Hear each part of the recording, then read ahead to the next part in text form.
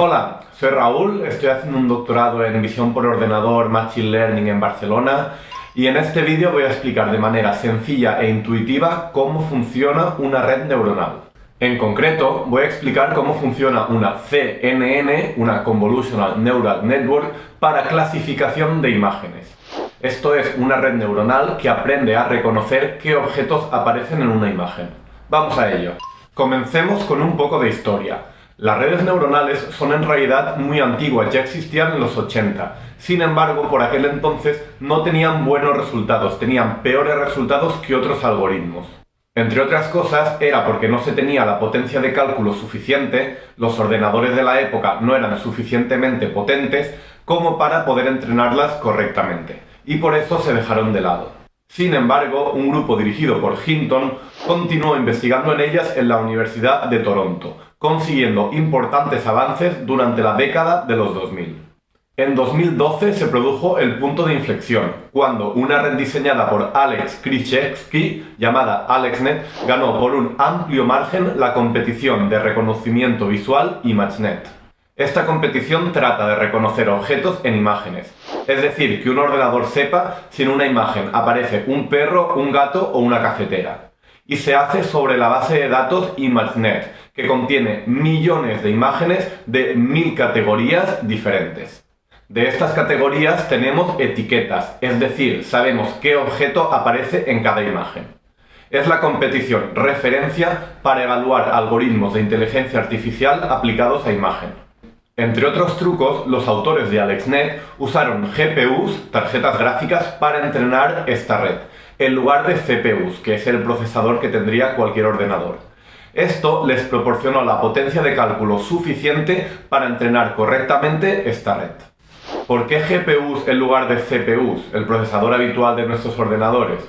Bueno, una CPU es capaz de realizar pocas operaciones al mismo tiempo, pero muy rápido. Mientras que una GPU puede realizar muchas operaciones al mismo tiempo, pero más lentas y más específicas.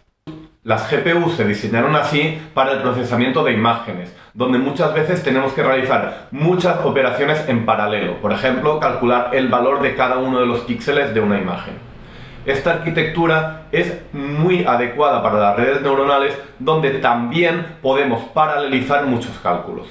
Desde que AlexNet ganara en 2012 la competición ImageNet de reconocimiento visual, las cosas en el campo de la visión por ordenador y del Machine Learning en general han cambiado muchísimo.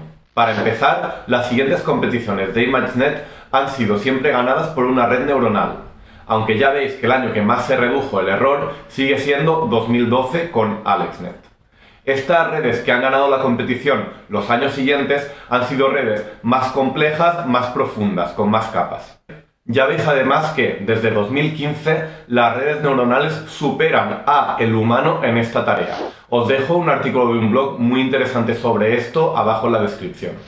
Además, las redes neuronales, y en concreto las CNNs, se han convertido en el estándar para cualquier tarea de Machine Learning relacionada con imágenes, como detección o segmentación de objetos. Se ha convertido también en un estándar utilizar GPUs, tarjetas gráficas, para entrenar redes neuronales. De hecho, Nvidia, su fabricante principal, ha desarrollado CUDA para facilitar este entrenamiento. Y las tarjetas gráficas han avanzado muchísimo gracias a este impulso. Estos avances en redes neuronales se han ido aplicando a otros campos diferentes al de la imagen, como puede ser el del audio, el del texto o cualquiera que os podáis imaginar. Sin embargo, el campo de la imagen sigue siendo uno de los pioneros y muchas veces los avances se desarrollan en este y luego se aplican al resto. Hinton, Benjo y LeCun trabajaron juntos durante la época de desarrollo de las redes neuronales y recibieron el año pasado el premio Turing por ello, que es como el Nobel de Informática. Ahora estos tres están en Google, Facebook y Microsoft cobrando millones anuales. Estas empresas invierten gran cantidad de dinero en investigación en inteligencia artificial, que tienen ya aplicada a gran parte de sus productos. Además, contratan a los mejores investigadores por unas cifras con las que la universidad no puede competir. Bueno, explicado el auge de las redes neuronales, vamos a explicar intuitivamente cómo funciona una CNN, Convolutional Neural Network. Una CNN es un modelo con capacidad de aprender a realizar una tarea dado un entrenamiento. Vayamos al caso de clasificación de imágenes. Nosotros le damos una imagen a una CNN y esta imagen para ella es un conjunto de píxeles, de valores, con sus 3 canales RGB, Red, Green, Blue. Bien, ella lee estos valores y produce, por ejemplo, 2 valores de salida, una puntuación para perro y una puntuación para gato. Y nosotros le decimos que en esa imagen hay un gato. Luego pasamos otra imagen y le decimos que hay un perro. Luego otra imagen y le decimos que hay un gato. Y así sucesivamente, con miles o millones de imágenes. Cuantas más, mejor. Después de ver muchas imágenes, la red aprenderá a reconocer patrones en los píxeles, es decir, valores o combinaciones de valores de píxeles que le permitan reconocer si en la imagen hay un perro o hay un gato. Por tanto, cuando reconozca estos patrones para perro, por ejemplo, producirá una puntuación más alta para la clase perro. Realmente, una CNN o cualquier red neuronal está formada por varias capas. La primera capa procesa directamente el valor de los píxeles, la segunda el resultado de la primera, y así sucesivamente. Las operaciones que hacen las capas sobre los píxeles o sobre las salidas de otras capas se llaman convoluciones, y de ahí el nombre de Convolutional Neural Network. Pues bien, se ha visto que la primera capa que procesa los píxeles aprende a reconocer patrones sencillos, como contornos verticales o horizontales. La siguiente capa aprenderá a reconocer patrones más complejos, como contornos diagonales o círculos. Y las últimas capas aprenden a reconocer patrones ya más relacionados con nuestras categorías. Por ejemplo, en nuestro ejemplo de perros y gatos, las últimas capas reconocerán patrones relacionados con el hocico del perro, la textura del pelo o los ojos del gato, que ya sirven realmente para resolver nuestro problema de clasificación. Hay experimentos biológicos muy curiosos relacionados con esto. Por ejemplo, en este de los 60 se estudia cómo reacciona el nervio óptico de una rana cuando se le muestran diferentes patrones visuales. Y se demuestra que diferentes fibras reaccionan cuando la rana ve diferentes patrones locales en la imagen, diferentes contornos. Pero si lo pensamos, podemos hacer una analogía mucho más intuitiva entre nuestra manera de aprender y la manera de aprender de una red neuronal. Cuando nacemos tenemos un cerebro con capacidad, pero sin conocimiento. Por ejemplo, salimos a la calle y nos dicen, esto es un coche. Luego vemos un modelo diferente de coche y nos dicen, esto es un coche también. Cuando veamos un modelo de coche nuevo que acabe de salir o que nunca hayamos visto, nosotros habremos aprendido a reconocer esos patrones comunes entre todos los coches y por tanto sabremos que eso es un coche también. Vale, pongámonos un poco más técnicos, aunque tampoco voy a profundizar mucho en este vídeo. ¿Cómo aprende una red neuronal a reconocer esos patrones que nos permiten identificar las categorías, sean perros, gatos o coches? Bueno, cuando una red no entrenada ve por primera vez una imagen de un gato, producirá valores aleatorios, usando unos filtros, unos reconocedores de patrones que inicializamos de manera aleatoria y convolucionamos con los valores de la imagen.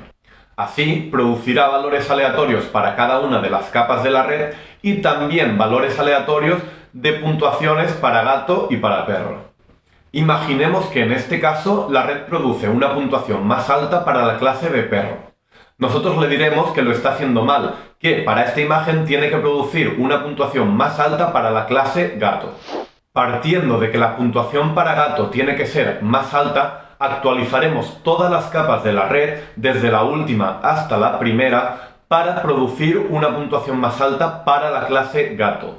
Es decir, para reconocer patrones que nos permitan identificar a esa imagen como un gato. Técnicamente esto se hace definiendo una función de coste o loss que queremos optimizar, es decir, reducir su valor al mínimo. Esta función de coste indica si la red está haciendo bien o no su tarea. En el caso de que la haga perfectamente, el loss será 0. En nuestro caso, el loss será pequeño cuando la clase predecida sea la correcta. Para optimizar funciones matemáticamente se usan los gradientes o derivadas. En este caso utilizamos el gradiente del loss respecto a las puntuaciones de salida para nuestra clase perro y gato. Estos gradientes indican hacia dónde, hacia qué dirección tienen que variar estos valores para minimizar nuestro loss. En el entrenamiento de una red neuronal utilizaremos estos gradientes para modificar las capas y producir valores de entrada a la función loss que la modifiquen. Esto quiere decir producir puntuaciones para las clases correctas. Para ello se utiliza el algoritmo backpropagation, que consiste en propagar el gradiente del loss respecto a la salida de la última capa hasta la primera, entrenando, actualizando todas ellas. En otro vídeo explicaré cómo se utiliza la función de coste, sus gradientes y el algoritmo backpropagation para entrenar una red, pero no quiero ponerme muy técnico aquí, ya que la idea es dar una explicación intuitiva. Imaginemos que solo tenemos una imagen de un perro negro y una imagen de un gato blanco. Al entrenar una red con estas imágenes, esta red aprenderá a producir un score alto para perro cuando vea píxeles negros y un score alto para gato cuando vea píxeles blancos. Pero eso no se corresponde con la realidad. Cuando probemos este sistema en la calle, se equivocará con todos aquellos perros y gatos que no sean de esos colores. Cuando sucede esto en un entrenamiento, le llamamos overfitting, que se podría traducir como sobreajuste a los datos de entrenamiento. Y esto hace que nuestra red no funcione bien con otros datos. Para evitar esto, necesitamos entrenar con un gran número de imágenes de perros y gatos, un conjunto de datos que sea representativo de la realidad. En el caso de clasificación entre perros y gatos, hablaríamos de miles de imágenes. De esta manera, a la red no le bastará con reconocer el color del animal para identificar si es un perro o un gato. Y, viendo todo el conjunto de imágenes, aprenderá a reconocer patrones más complejos que sirvan para generalizar, es decir, que sirvan para distinguir todos los perros de todos los gatos, que podrían ser como la forma del hocico de un perro, la forma del ojo de un gato o otros patrones más complejos. Esto se consigue haciendo que la red vea muchas veces cada una de las imágenes y actualizando lentamente con cada una de ellas los filtros de la red, es decir, los patrones que reconoce la red, para minimizar el loss utilizando el algoritmo de backpropagation. Así se consiguen aprender patrones que funcionen para todo nuestro conjunto de datos, que esta vez es representativo de la realidad. Así, cuando veamos datos nuevos que no estaban en nuestro entrenamiento, esos patrones también serán válidos y el sistema seguirá funcionando correctamente. El hecho de que una red neuronal necesite ser entrenada con muchas imágenes y que necesite ver cada imagen muchas veces es lo que hace el entrenamiento de una red neuronal un proceso muy costoso computacionalmente. Bueno, ¿por qué llamamos a estos modelos de aprendizaje automático redes neuronales? En gran parte es por marketing. Sin embargo, se pueden hacer símiles sobre cómo funciona una red neuronal artificial y un cerebro.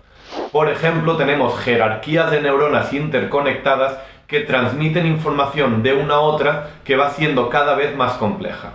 Y se pueden hacer otros símiles más técnicos. Por ejemplo, en nuestro cerebro, las neuronas se activan a partir de cierto impulso eléctrico de entrada, y en una red neuronal artificial, las neuronas también se activan a partir de cierto valor de entrada. Hay de hecho mucha gente investigando en similitudes en cómo funciona un cerebro y estas redes neuronales artificiales, intentando aplicar lo que sabemos del cerebro para mejorar estos algoritmos. Sin embargo, estas investigaciones son bastante preliminares y los modelos que mejor funcionan actualmente no se basan en esto. A mí me gusta más la analogía entre cómo aprende un cerebro y cómo aprende una red neuronal que explicaba anteriormente. Y esto nos lleva al siguiente punto. ¿Qué es el Deep Learning? Los algoritmos de Machine Learning, por ejemplo para clasificación de imágenes, usados antes de las redes neuronales, tienen todos una gran diferencia con estas últimas. En estos algoritmos tradicionales, las características o patrones que se usaban para clasificar las imágenes eran definidas manualmente por nosotros, los humanos. Por ejemplo, se calculaban todos los contornos y todas las esquinas que tenía la imagen. Y estas características se le daban a un clasificador más simple o más complejo para tratar de clasificar la imagen. En este esquema, lo bien que funcionara un modelo estaba siempre limitado por el ingenio humano para decidir y diseñar qué patrones se extraían de las imágenes. Deep Learning o aprendizaje profundo se refiere a que las redes neuronales modernas aprenden ellas mismas a reconocer, a extraer qué patrones les son más útiles extraer de una imagen para una tarea determinada. Y normalmente los patrones que aprenden funcionan muchísimo mejor que los patrones que definíamos los humanos manualmente. Y de vuelta a la analogía sobre cómo aprenden nuestros cerebros, a nosotros no nos dicen, esto es un perro, fíjate en su hocico, en sus orejas, y nosotros luego siempre nos fijamos en ello para tratar de identificar el perro. No, a nosotros nos dicen, esto es un perro. Y nuestro cerebro y nuestro sistema óptico aprende automáticamente qué patrones nosotros vamos a utilizar luego para reconocer al resto de perros, ya sea patrones de imagen, patrones auditivos o patrones táctiles. Para explicar cómo funcionan las redes neuronales, he recurrido aquí a una CNN para clasificación de imágenes. Este es un muy buen ejemplo porque fue la tarea que revolucionó el campo y sigue siendo una de las punteras. Pero las redes neuronales se usan ya para una gran cantidad de tareas. Por ejemplo, conducción autónoma, poniendo una cámara en un coche que reconoce la carretera, los otros coches, las señales. Reconocimiento de audio, traducción de textos, robótica, diagnóstico en imagen médica, predicción de movimientos en bolsa y cualquier tarea que os podáis imaginar que se base en analizar datos, en procesar datos y con cualquier tipo de dato. Vamos con las limitaciones de las redes neuronales, que también las tienen. En general, son muy buenas para realizar tareas muy concretas dados los datos de entrenamiento correctos y en entornos controlados. Por ejemplo, si tenemos 1.000.000 de imágenes médicas de entrenamiento con cierto diagnóstico, una red neuronal puede ser mejor que un radiólogo haciendo diagnósticos, porque el radiólogo nunca podrá ver 1.000.000 de imágenes. Sin embargo, una red no podrá detectar una anomalía en estas imágenes para la cual no ha sido entrenada. Por ejemplo, podría ver en la imagen médica una bala y la red no se enteraría.